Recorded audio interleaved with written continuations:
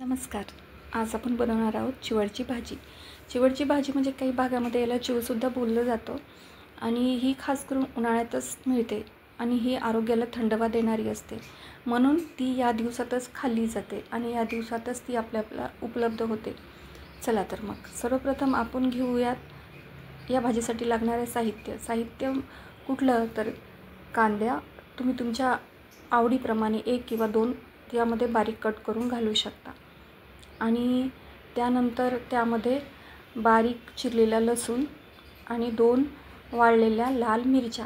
याने काय होतं, याने भाजी आणखी चविष्ट होते. तर चला मग सुरुवात करूया आपण आपल्या चिवच्या भाजीला, म्हणजे चिवडच्या. आमच्या विदर्भात याला चिवची भाजी बोलल्या जातं. तुमच्याकडे काय बोलल्या जातं हे नक्की सांगाल मला कमेंट करून.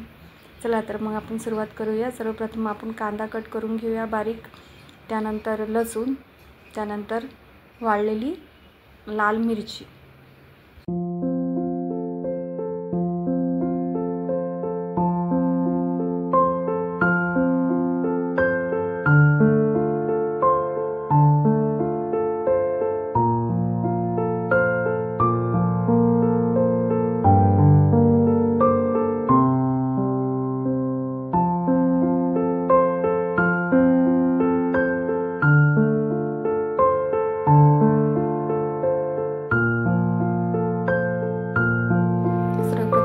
गॅसवर कढई ठेवूया आणि तेल तापले की त्यामध्ये जिरा घालून कांदा घालायचा.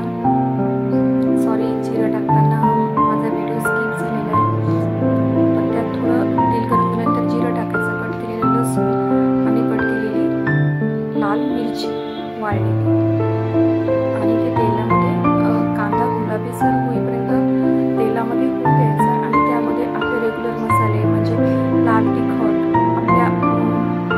याच्यानुसार चवीनुसार तुम्हाला जितकं हवं तितकं. त्यानंतर त्यामध्ये थोडी हळद आणि हळदीनंतर बारीक स्वच्छ धुवून चिरलेली चिवडची भाजी त्यामध्ये घालायची आणि ती तेलामध्ये 1-2 ते 3 मिनिट होऊ द्यायची आणि 2 ते 3 मिनिट झाल्यानंतर त्यामध्ये आपण मीठ घालायचं